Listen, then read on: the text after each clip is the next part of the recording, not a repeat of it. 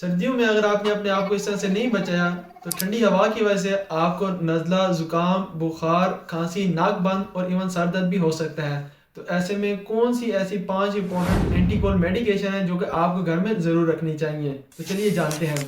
तो इसमें नंबर 1 है एरिनेक टैबलेट, जिसमें कि ये वाले एंटी इन्फ्लामेटरी और डिकंजेस्टेंट ऐड होते हैं जो कि आपको नज़ला, ज़ुकाम, बुखार से प्रिवेंट करते हैं और ये आपको 5 से 6 रुपए में इजीली मिल सकती है।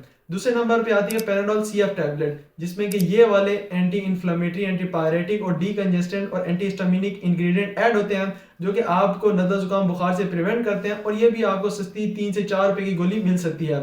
इसके अलावा सॉफ्टिन टैबलेट जो कि नॉन सेडेटिंग एंटी एलर्जिक इंग्रेडिएंट इसमें ऐड होता है और ये आपको एलर्जी से प्रिवेंट करवा सकती है।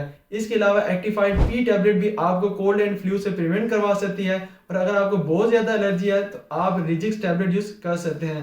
लेकिन ये जितनी भी मेडिकेशन है ये आपने डॉक्टर के मशवरे के बाद ही यूज़ करनी होती हैं, क्योंकि इससे आपको सीरियस साइड इफेक्ट अपेयर हो सकते हैं।